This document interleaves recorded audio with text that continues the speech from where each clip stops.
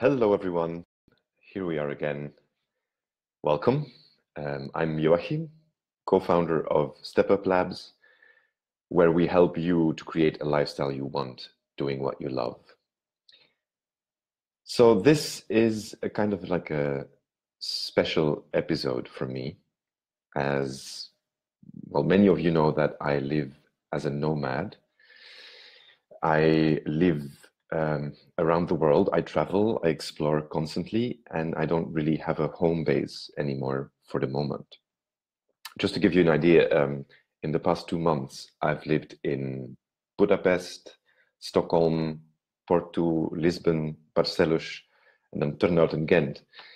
And now I'm doing this Facebook Live session from the town where I was born, Ostende, at the seaside in Belgium.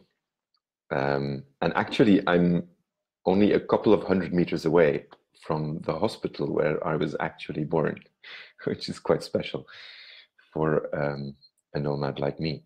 So yeah, this feels great. And I wanted to talk to you today about something that a lot of people mentioned after my previous talk, which was about work-life balance. A lot of people contacted me and they recognize the problem. Obviously, many people have work-life balance issues. And one of the core problems with this is that when you sit down to work, very often you're not very productive. And so doing the things you need to do takes a lot longer than what you imagined. So today I want to talk about advanced productivity, systems, models, and mindsets that really work to actually get stuff done so that you can work less hours and do more of what you love and have a healthier work-life balance. So to talk about productivity, we need to start talking about the opposite, everyone's favorite devil, procrastination. What exactly is procrastination? Well, the definition is the action of delaying or postponing something. Now, this is the point where I can interject a little funny thing. There's an interesting TED Talk about procrastination by Tim Urban, the author of the blog Wait But Why. And I'm saying this because it was kind of like my personal challenge. A little shout out to Victoria. Victoria, if you're seeing us, hi. Because both Victoria and I absolutely love the blog Wait But Why. We think it's brilliant. And if you don't know it, you should check it out. It's really nice. And so the author of that blog, Tim Urban, did a TED Talk about procrastination. That is quite funny. If not super informative, maybe, but it's worth a watch. I'll post it in the comments under this video so you can watch it. But so procrastination. We tend to think very often that we procrastinate because we're just lazy or we're not in the right mindset to actually do the work. If we just focus more or if we just work harder, the procrastination will go away.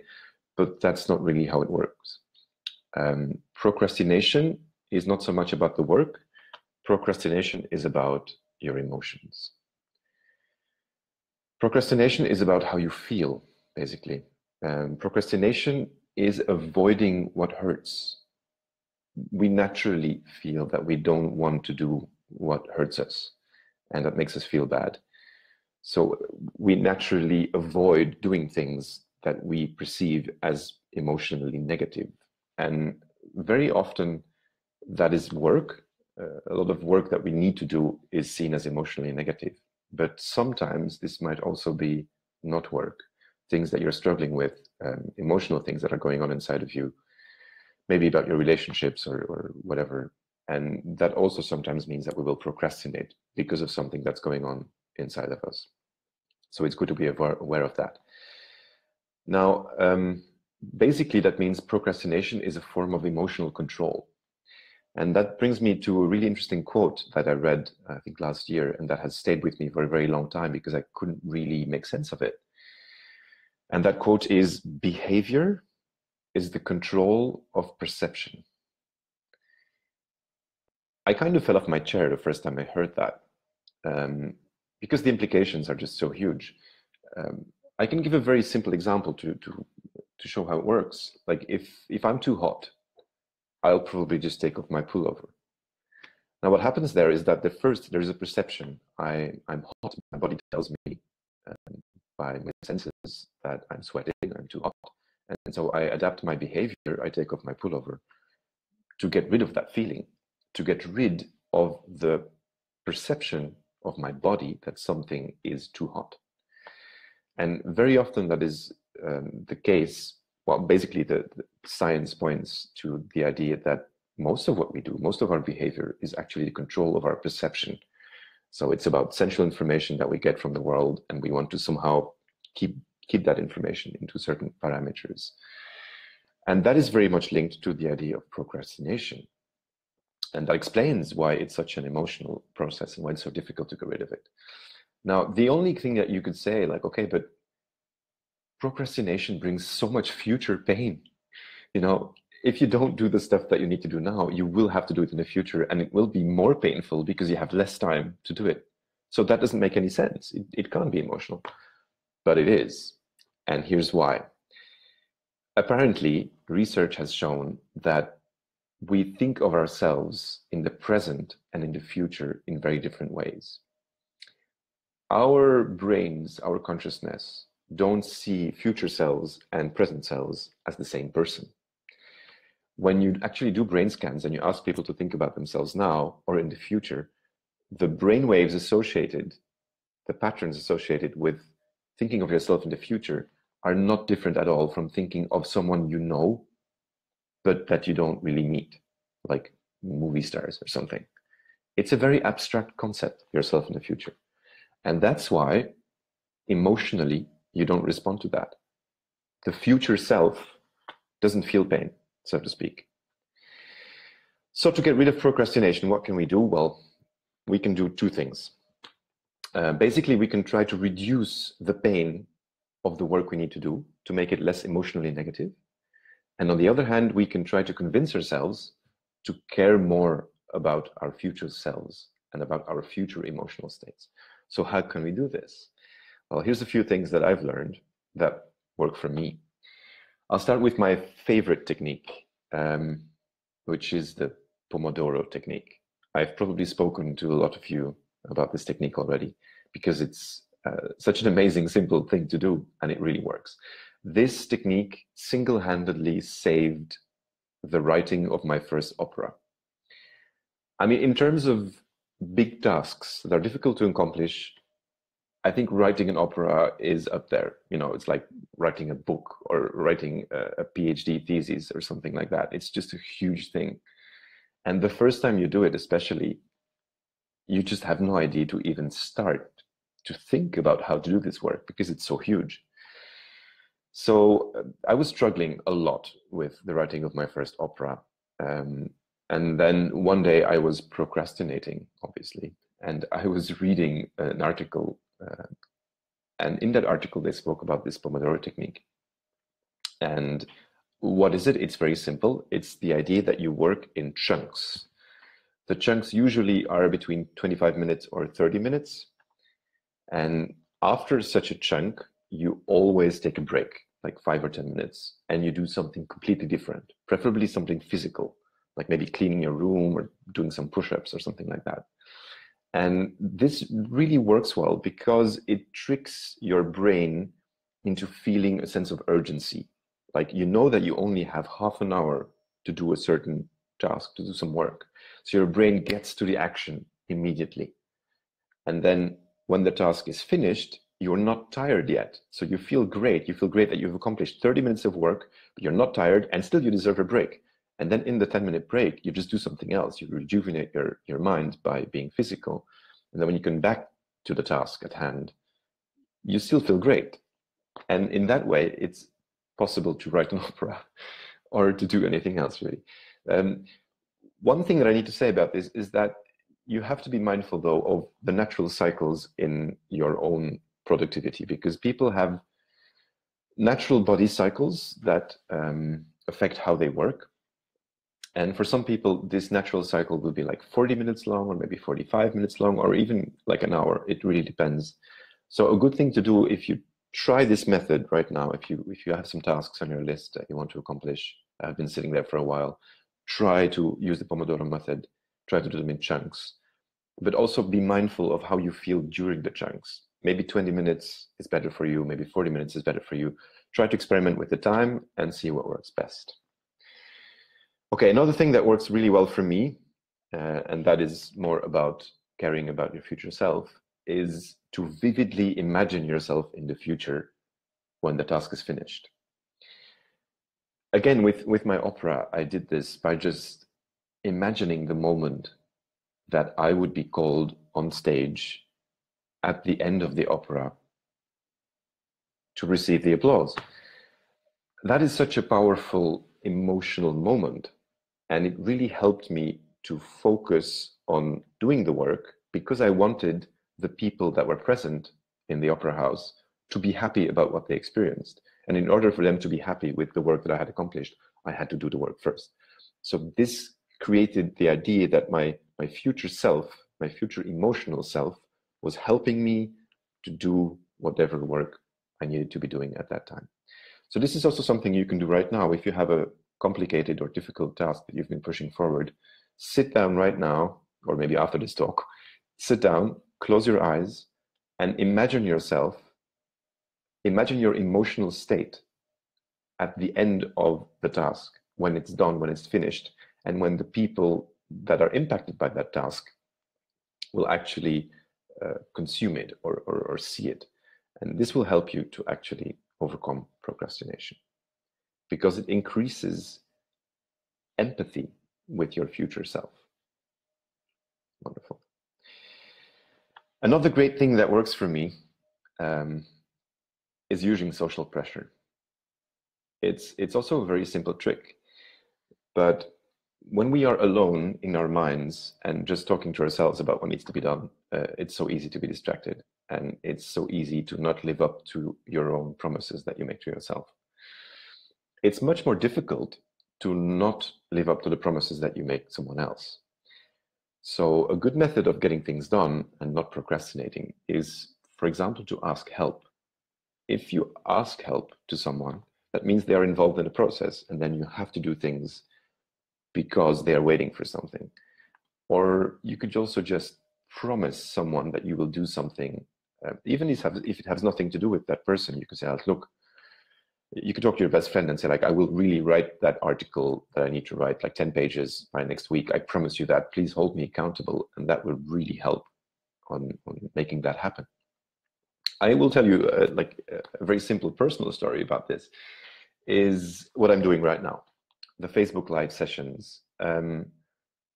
I've known that I had to do this for pretty much a year now. This has been on my list for a year. Do more Facebook Live talks about stuff that I think is valuable for other people. And yet I haven't done so. I was procrastinating. It just seemed like a huge task. It's something that I didn't feel entirely comfortable with. It's vulnerable. You need to be out there. You need to actually sit down and write the talk, think about the things. So it's a tough thing. And I wasn't doing it until now. And you can ask me, okay, so why are you doing it now? Well, it's because of social pressure. It's basically because now we decided to work with a social media manager, EJ. She's amazing. She handles all our social media accounts. And, she puts the posts out there that you can read. And so the simple fact of me telling her, or actually her asking me, so, hey, Joachim, when are you going to do another Facebook Live session? And then I tell her, yeah, how about next week? And then she makes this little post that says, like, okay, Joachim's going to be live next week. And I can't escape anymore. I just have to do the work. And it works. And I'm very happy that it does. So thank you, EJ. Something that you can do right now is take an item on your task list that you need to accomplish and call a friend or ask a coworker and tell them, like, look, I'm really going to do this. Please hold me accountable, or work with me on this together. And then it's easier to share the burden of those tasks.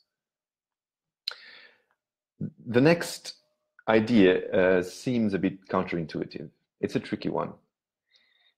The best way to be really productive is to procrastinate. Now you'll probably be like, what on earth is he talking about? Well, listen to this. It's really powerful, but it's a bit dangerous as well. The idea is that very often you can hack your procrastination to do other things that are really important to do. If you have like one huge scary task, say like you need to write a book, and you've been procrastinating on writing your book forever, and instead you've been watching Netflix or eating chips or whatever, you can hack the procrastination by procrastination on writing the book by doing other things that are really productive.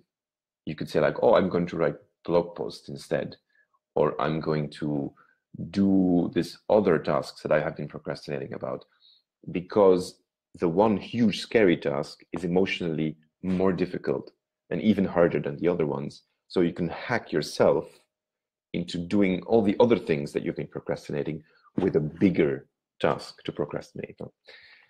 This works particularly well for me with emotional stuff, stuff that is not really directly linked to a task I need to accomplish, but this is more like, suppose someone sent you an email and they're complaining about something and it really touches you and it's really difficult and you need to deal with that in yourself. And you know that you're going to have to, but you procrastinate. That kind of stuff is ideal to get lots of stuff done. Lots of stuff, like you need to write articles, you need to call people, you need to organize things. Those things work really well if you know that you're running away from something emotional that you need to do. Now, I'm not advocating running away from your emotions. Obviously, it's very important to actually sit down with your emotions and do something about them. But it's human, and we all do it, and we will probably all keep doing it. And as long as we're doing it, we can use it to be productive instead. So try that. My last strategy to beat procrastination instead is a very tricky one, but very powerful. It's more like something you need to do to be able to get over procrastination, and that is to forgive yourself for past procrastination. We've all procrastinated in the past, and the thing is that if you feel frustrated or angry or sad about that, it's almost impossible to get over it. Because again, your emotional state is so negative. So a really powerful thing is to forgive yourself for past procrastination, to be compassionate with yourself, and to accept the fact that yes, you have procrastinated, and that's okay. And by forgiving yourself for this procrastination, you will give yourself the possibility of moving on, and you will allow yourself to actually do the work. This is a difficult exercise because it's not something you can really just do. You need to like work on that. Self-compassion and self-forgiveness are hard to acquire. They are a practice.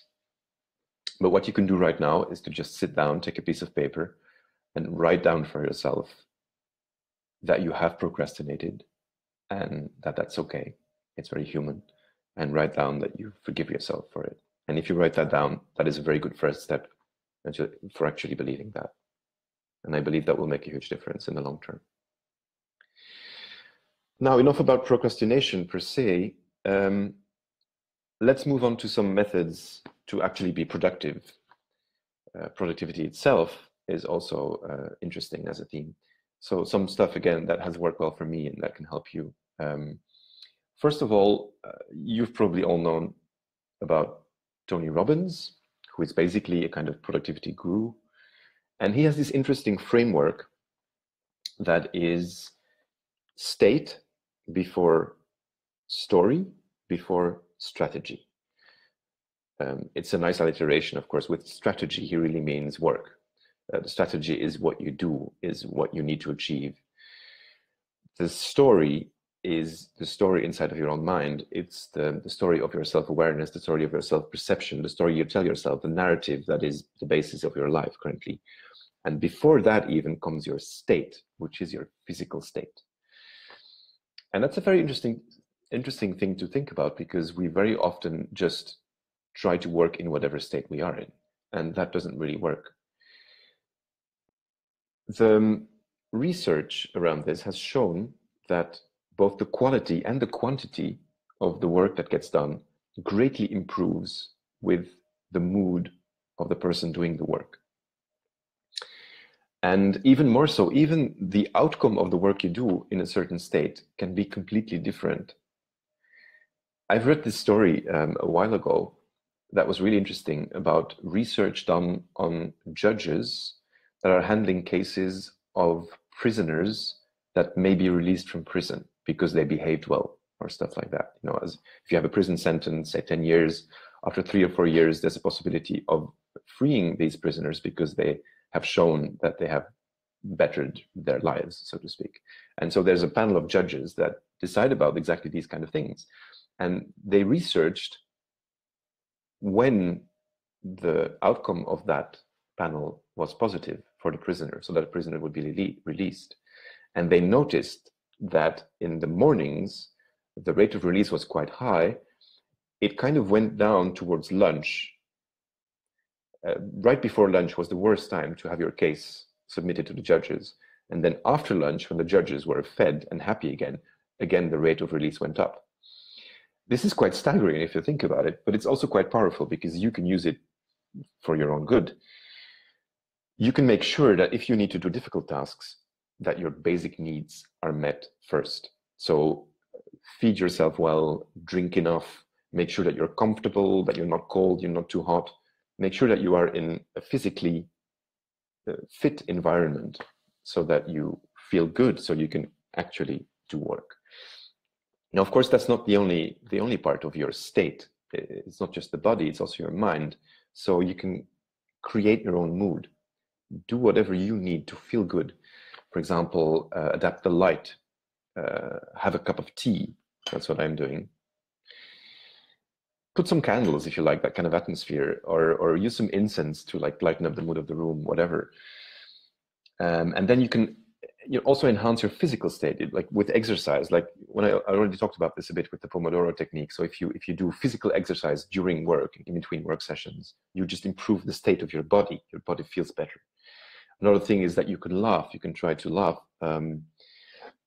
Watch some funny videos for once, or talk with friends who make you laugh, just to improve your state of being before you do some important work. Or something that works really well for me and that is easily achievable for everyone is using music. I have different kind of musics that work for me for different kinds of work.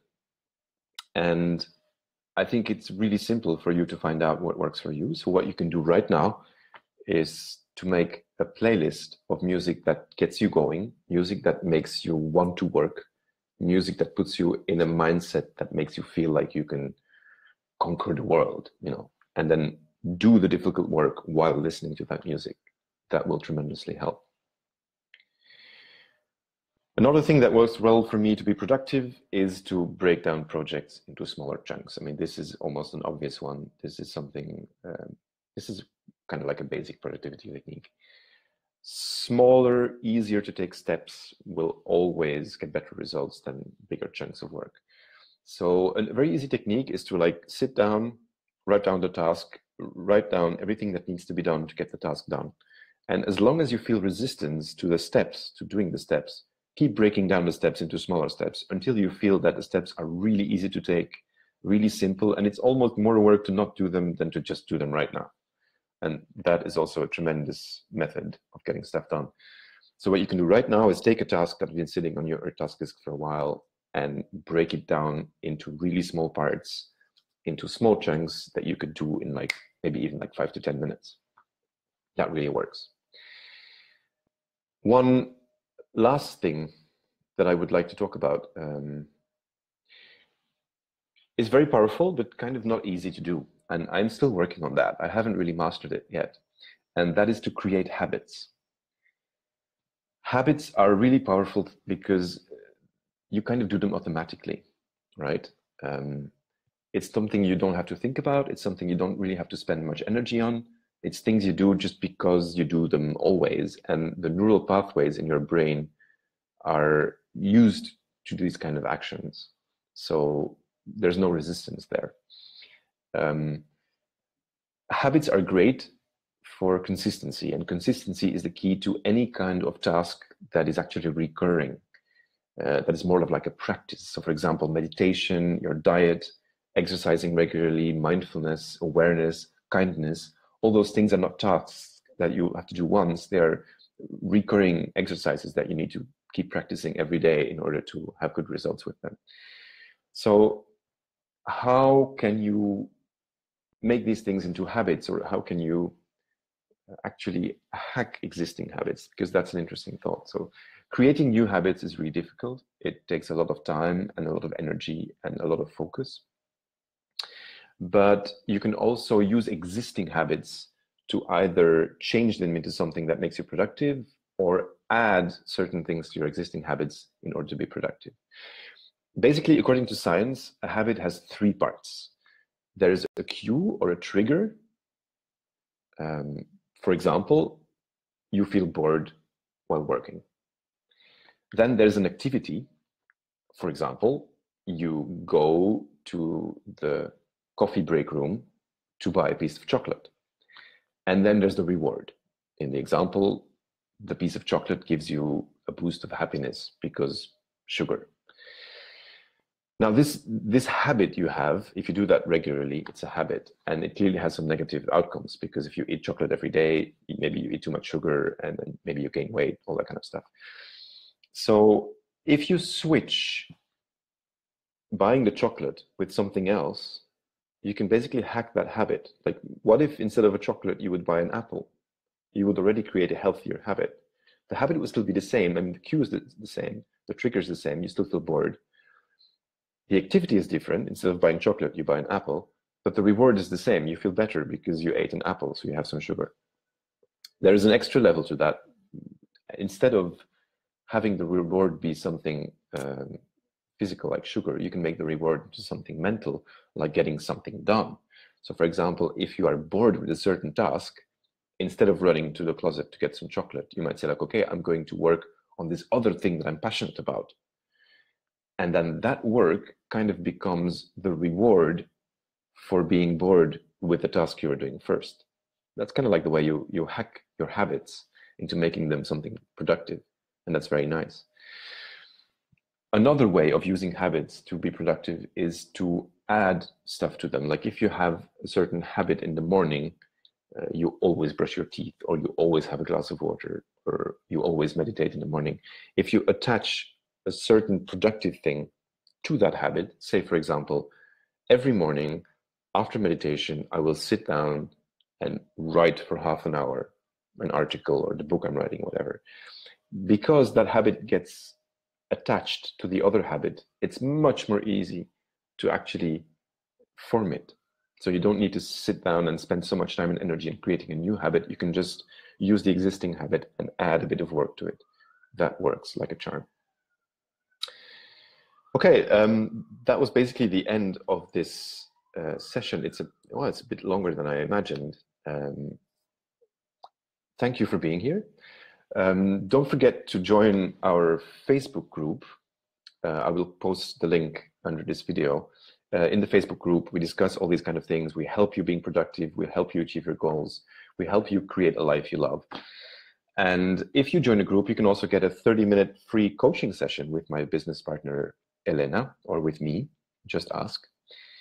So I will now check if there's any questions that you have in the comments of this talk. I see many people joined. Thank you so much for that. Okay, Barbara. Yeah, you've never tried Pomodoro? Seriously, you would love it. I mean, especially for you, since you work so many hours, Barbara, I know. I think Pomodoro would change your life. So please give it a shot, for sure.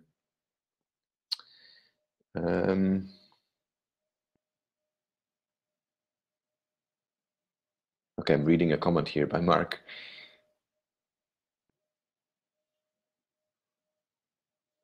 Yeah, that's actually an interesting comment. I mean, sometimes we procrastinate on things because they're not so important. And that's okay, of course. Like if you feel that certain tasks after a week or so, they kind of lose their meaning, then there's no problem. Unfortunately, procrastination works not only on those kind of tasks, but also on the stuff that you really need and want to do. So that's why the techniques I talked about are helpful. Okay, we have a question from Kate. Thank you, Kate, for your question. The question is, how do you stop habit keeping becoming an additional source of stress? That's a very good question. Well, that's kind of the thing.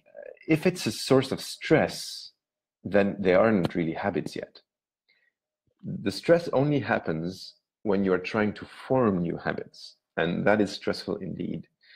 Once things are a habit, there will be no stress because they happen automatically. And that's kind of like the beautiful thing about habits.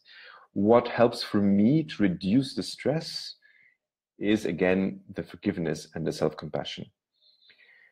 I've been struggling to keep up with my habit of meditation in the last few weeks because there's a lot of traveling and I've been in different environments, in different situations, and I find it's challenging to keep up my habit of meditation when changing my environment so much. So I was frustrated by that at first. I was annoyed by the fact that I couldn't keep up this habit. So this was indeed like a source of stress because the habit was already formed. I was doing it every day. And that was kind of like taking a step back for me. And I felt really bad about that for a while. And the only thing that works is forgiving myself for that and being compassionate with the fact that indeed there will be periods in my life where maybe I'm not doing all the things that I think I should be doing. And that's okay. And because of this, I've been able to actually take it up again. I think that's probably the best way of dealing with this. Just always being mindful that whatever you're struggling with is human and that it's okay to struggle. I don't think we have any more questions. Of course, if you have any more questions after seeing this talk, you can always post them in the comments or send me a mail. I will be happy to answer your concerns. For now, have a great day and see you soon. Ciao.